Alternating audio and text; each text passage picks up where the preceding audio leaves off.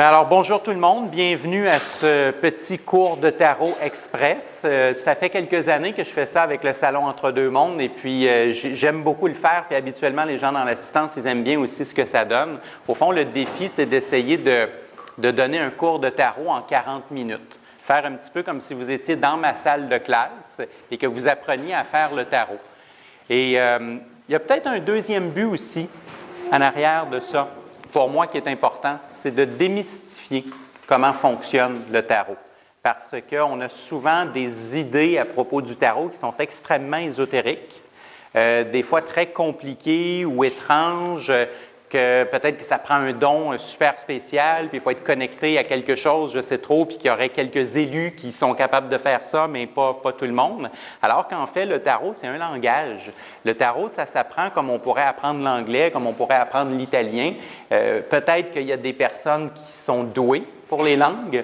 Il y a des gens qui se mettent à l'italien, puis vous avez l'impression que 3 mois plus tard, ils parlent parfaitement l'italien, alors que vous, ça fait une année que vous travaillez là-dessus, puis c'est plus difficile. Mais n'empêche que si je veux apprendre l'italien, bien, j'en apprends les mots, j'en apprends la grammaire, j'en apprends la façon de construire une phrase et une conversation, et éventuellement, je suis capable de parler italien. Et c'est vraiment la même chose avec le tarot. Il faut tout simplement en apprendre les mots et la grammaire pour pouvoir parler tarot. Alors aujourd'hui, comme on est dans un cours express, bien, c'est sûr que je vais vous aider, je vais vous donner des choses que mes étudiants auraient eu le temps d'apprendre sur plusieurs semaines, mais n'empêche qu'on va essayer vraiment de participer un peu à la manière d'une classe. Alors, le tarot qu'on va faire aujourd'hui, c'est un tirage qu'on appelle le tirage en croix. C'est probablement un des tirages les plus simples et aussi les plus connus dans le monde du tarot. Et le tirage en croix le plus simple possible, bien, il se fait avec 4 cartes. Donc, il possède au fond 4 positions.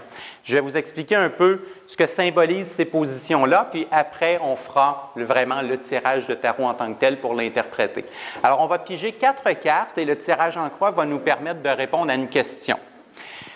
Imaginons que je me pose la question à savoir, est-ce que je vais vendre ma maison? Donc, ma maison est en vente et je veux savoir si je vais la vendre. Bien, je pourrais faire le mélange de tarot et piger 4 cartes. Et la première carte que je vais piger, qui va être placée à gauche au centre, donc de la croix, ça va être la carte numéro 1, elle va me représenter moi, c'est-à-dire qu'elle va représenter le consultant. Est-ce que je suis confiant de vendre ma maison? Est-ce que j'ai peur de ne jamais arriver à vendre ma maison? Peut-être aussi pourquoi est-ce que je veux vendre ma maison, au sens ça peut être mes motivations. Mais bref, moi, par rapport à la vente de ma maison, ça va être décrit dans la carte numéro 1. Mais je ne suis pas tout seul dans ce processus-là. Ça serait bien trop simple. Si j'étais seul dans le processus, la maison elle serait vendue vite, mais ce n'est pas le cas. Je fais affaire avec des gens. Si je veux vendre ma maison, bien, il y a des acheteurs potentiels qui vont venir visiter la maison. Peut-être aussi même que j'ai un agent d'immeuble. Peut-être même que ça serait intéressant de se poser des questions sur ma maison. Est-ce que je demande trop cher pour ma maison? Est-ce qu'elle vaut moins que ce qui est demandé, etc.? Est-ce qu'il y a des vices cachés? Bref, tout ce qui va être ce qu'on pourrait appeler l'extérieur. Les gens, les objets, le décor, tout ce qui est face à moi en lien avec ma question va être représenté par la carte en position 2. Alors du coup, si je vends ma maison, probablement que la première chose que je vais regarder dans la carte en position 2, c'est est-ce qu'il y a des acheteurs? Est-ce qu'il y a des gens qui sont intéressés? Et là, selon la carte qui va sortir, je vais savoir est-ce qu'ils sont très intéressés, est-ce qu'ils sont juste un peu intéressés, est-ce qu'ils viennent surtout passer leur dimanche après-midi parce qu'ils ne savent pas quoi faire, fait qu'ils visitent des maisons pour s'amuser. Bref, je vais voir le sérieux ou non de l'acheteur en position 2. Il y a une donnée qui n'est pas essentielle à la lecture d'un tirage de tarot, mais qui va souvent nous éclairer énormément, et c'est la carte en position 3 qui va parler du passé. Pourquoi? Parce que ça va me dire qu'est-ce qui est arrivé avec ma maison dans les derniers mois et qui mène au fait que je veux la vendre. Est-ce que c'est parce qu'il y a 3 semaines, j'ai vu une nouvelle maison, puis je la veux? Est-ce que c'est parce qu'il y a 3 semaines, j'ai perdu mon emploi, puis j'ai plus les moyens de payer ma maison? Bref, qu'est-ce qui est arrivé dans le passé et qui me motive aujourd'hui à poser ma question? Ça va être la carte en position 3 qui va le représenter. Alors souvent, le consultant ne nous dit pas exactement, il nous dit « je veux vendre ma maison, est-ce que je vais la vendre? » mais il ne nous dit pas toujours pourquoi exactement il veut vendre sa maison. Alors, la carte en position 3 va nous le dire. Et finalement, ben, si je veux savoir si je vais vendre ma maison, ben, c'est le fun d'avoir vu mes désirs, mes craintes, etc. C'est le fun d'avoir vu s'il y avait des acheteurs, puis c'est bien le fun aussi d'avoir compris pourquoi je voulais la vendre, mais ultimement, la question, c'est est-ce que je vais la vendre, oui ou non? Et c'est la dernière carte, c'est la position 4 dans le bas qui va me dire ça. C'est elle qui va dire est-ce que je vais la vendre et si oui, est-ce que je vais la vendre vite? Est-ce que je vais la vendre lentement? Est-ce que je vais la vendre pour le prix que je veux ou pour moins que je veux, etc. Le futur, la position 4, c'est la réponse à la question. Est-ce que vous avez des questions? Alors, on passe au tirage. Donc, la question, on pourrait l'orienter vraiment dans le sens de je pose des gestes actuellement puis depuis un certain temps pour améliorer l'ambiance avec les enfants, la relation avec les enfants. Qu'est-ce que ça va donner comme résultat? Est-ce que ça va être bon, pas bon? Ça va rester pareil? Ou on ne le souhaite pas, là, mais OK, c'est bon. Alors, on va s'asseoir. On va faire le mélange. Évidemment, dans la salle, je vous demanderai le plus possible le silence parce que c'est déjà pas facile de faire du tarot comme ça en public. Alors, on va essayer d'avoir le plus possible la concentration. Qu'est-ce que c'est votre prénom? Alain. Alain. Alors, Alain, je vais vous donner le jeu de cartes. Je vais vous demander de le prendre et puis de le mélanger, mon Dieu, comme vous mélangeriez un jeu de cartes régulier. Puis l'important, c'est la concentration. Donc, je fais des efforts actuellement pour améliorer la relation aux enfants. Est-ce que ça va porter fruit? Quand vous sentez que les cartes sont assez mélangées, vous pouvez les poser sur la table. Donc, gardez la concentration, comment va évoluer la relation aux enfants. Regardez les cartes qui sont sur la table. Il y en a certaines qui vont vous attirer plus que d'autres. Et puis, quand vous en voyez une, vous me la donnez. Puis, si elle est en dessous et que vous bougez les cartes, il n'y a pas de problème.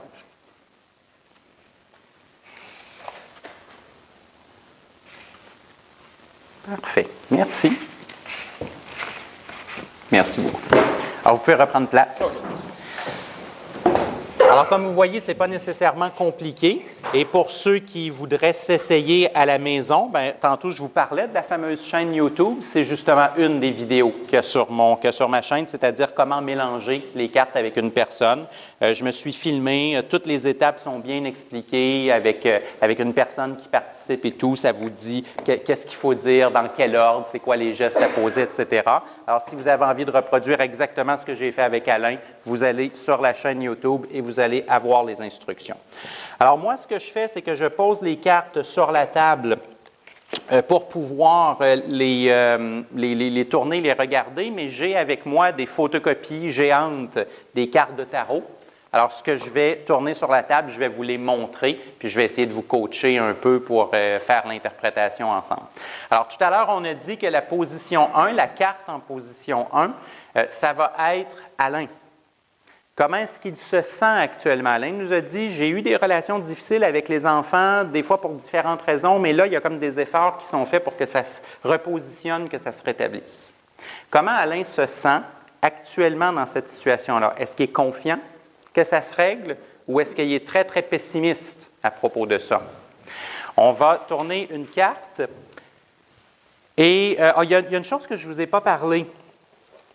Au niveau du tarot, on a 22 cartes dans le tarot. Donc, les 22 cartes, elles ont tous des définitions, mais chacune des cartes, elles peuvent être tournées à l'endroit ou à l'envers. Et ça a une influence sur la façon dont on va interpréter la carte. Au sens où,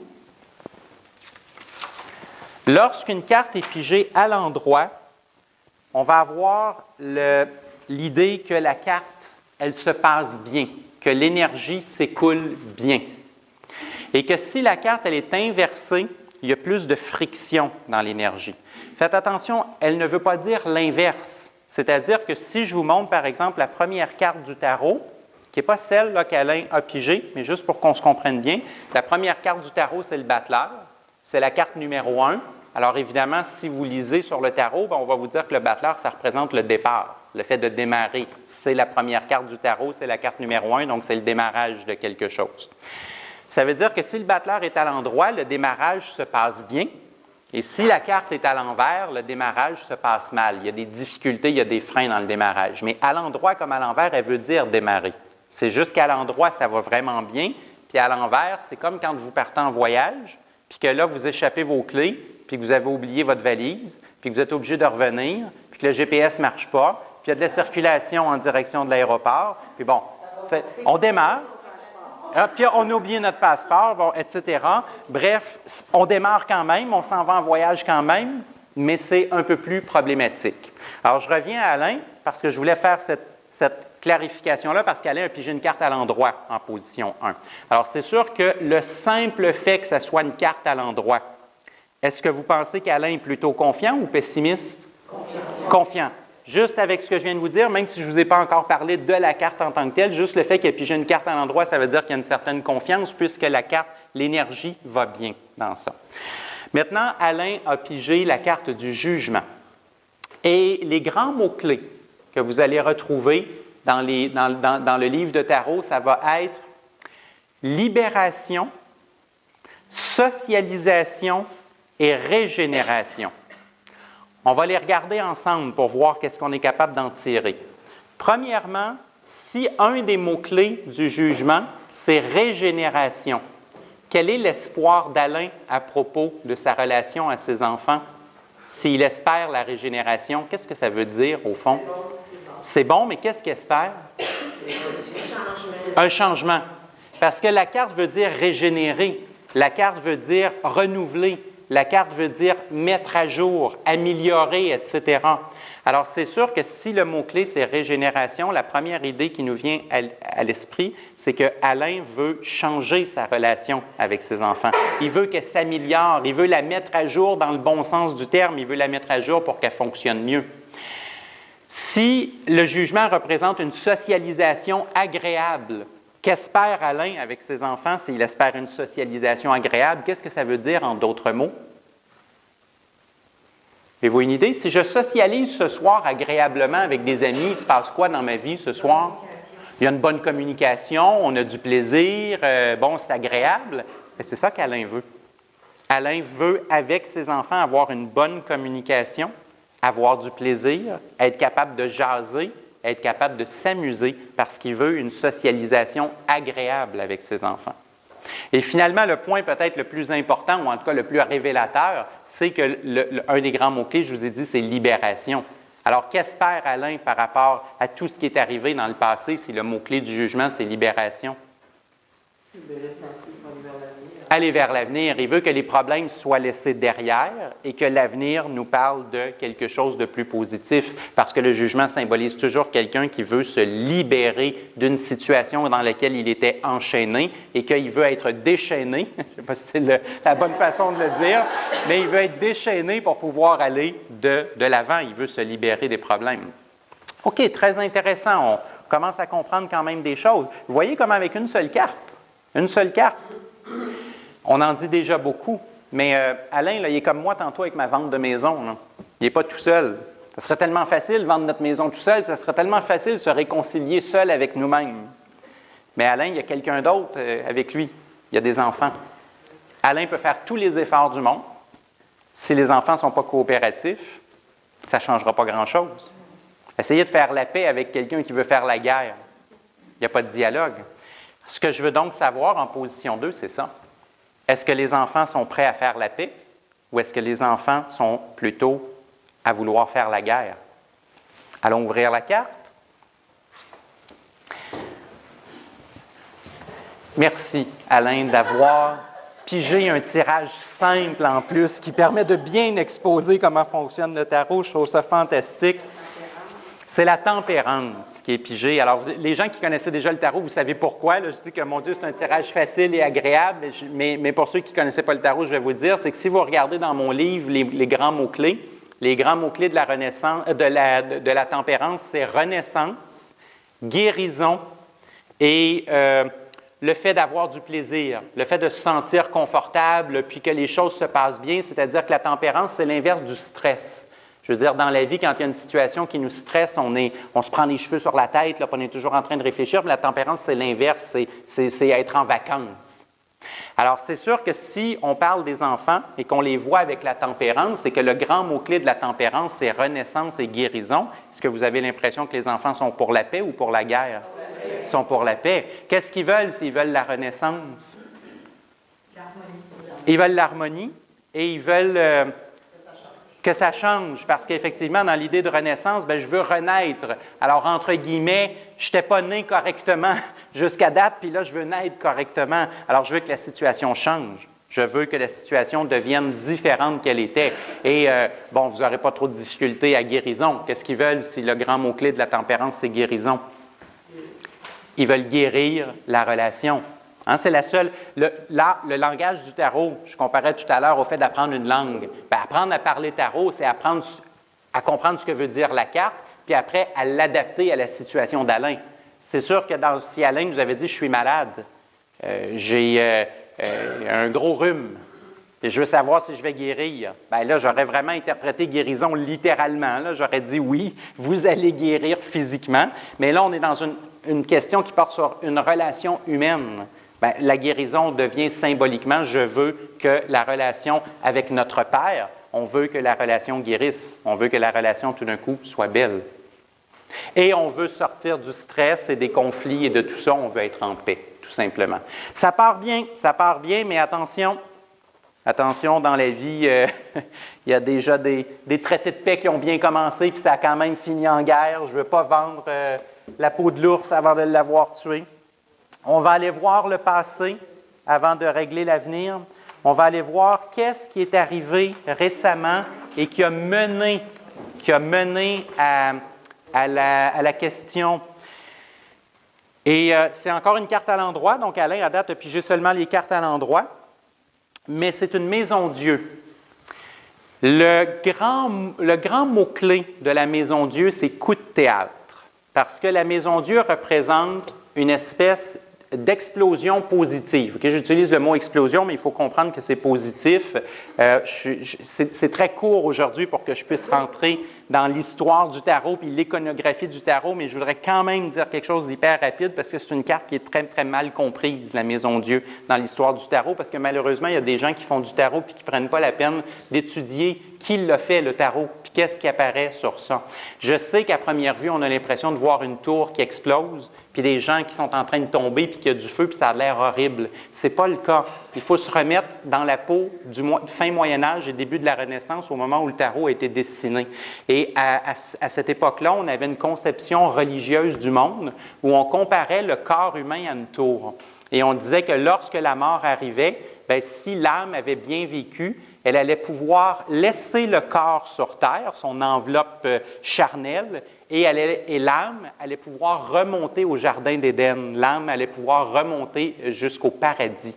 Et on illustrait ça avec une tour qui s'ouvrait, des corps qui tombaient parce qu'on abandonnait le corps, et l'âme qui remontait vers le ciel pour s'en aller au paradis, au jardin d'Éden. Alors, ce n'est pas une carte catastrophique, quoi que ce soit, c'est une super belle carte, sauf que c'est quand même un événement marquant. On meurt, et puis le corps tombe et s'effondre, et paf, l'âme est catapultée jusqu'au paradis. C'est pour ça qu'on l'associe à un coup de théâtre, à une explosion positive, à un changement drastique. Alors ça veut dire que récemment, dans les derniers mois, il y a eu des gestes et des paroles qui ont été posées et qui ont, comme on dirait, tout fait changer. C'est comme s'il était arrivé quelque chose, un peu comme, vous savez, des fois, il y a une chicane, il y a une querelle, mais elle est bonne finalement. On est content d'avoir eu cette chicane-là puis cette querelle-là parce qu'on se rend compte qu'il y avait plein de choses qu'on ne disait pas puis qu'on balayait sous le tapis. Puis là, tout d'un coup, ça explose, mais le lendemain, on se sent mieux parce qu'on s'est parlé puis on peut vraiment aller vers la réconciliation.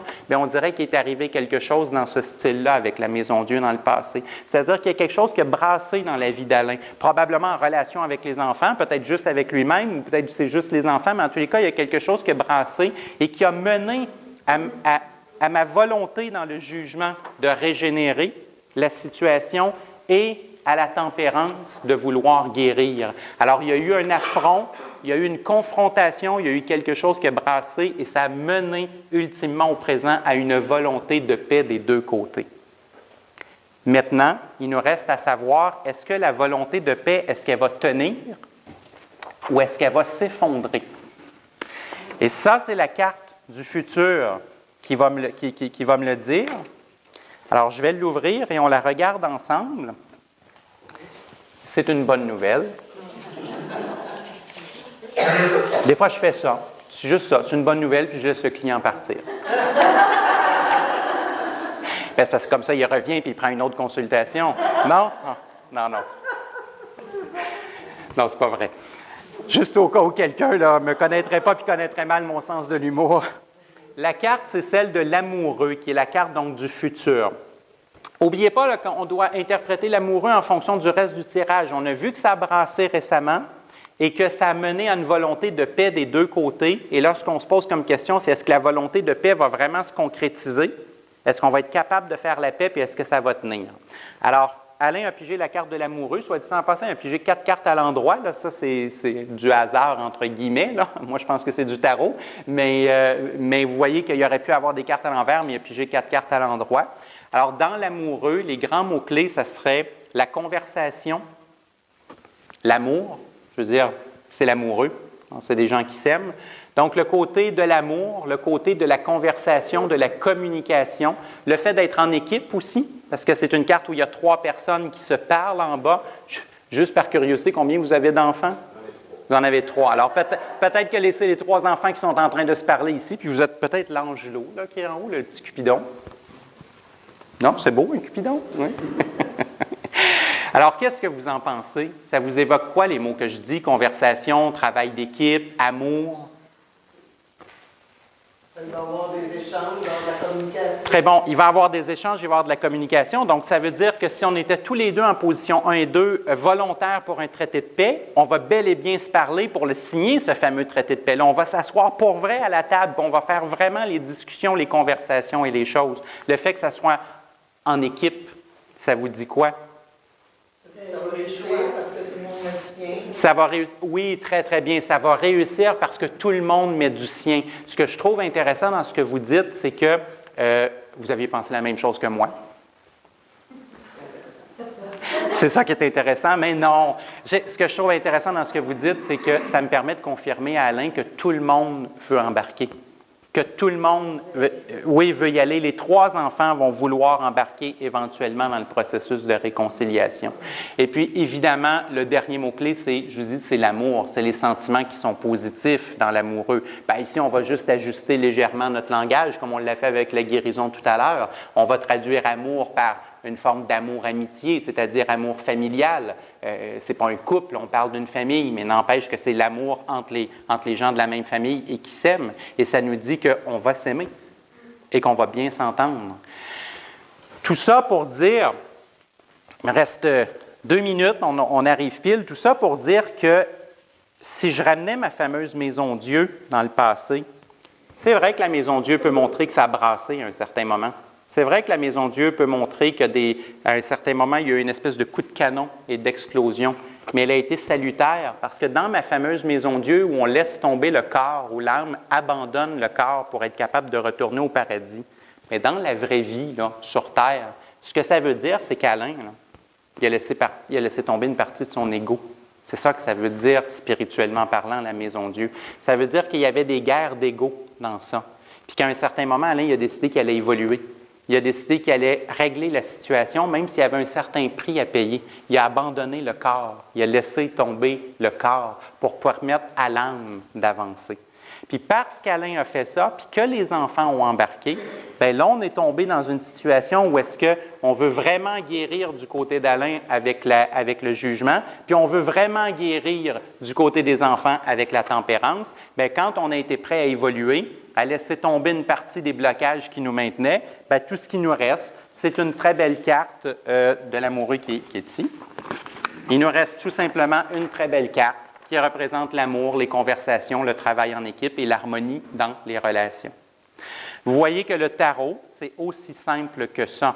Aujourd'hui, je vous ai donné seulement les mots-clés qu'on retrouve, mettons, dans mon livre ou que je donnerais dans un cours, puis je vous ai laissé interpréter, puis vous remarquez que vous donnez aisément les réponses à ça. C'est tout simplement un petit peu de pratique à comprendre, mais il n'y a rien de plus ésotérique ou de plus étrange que ça. C'est juste un langage qui s'apprend.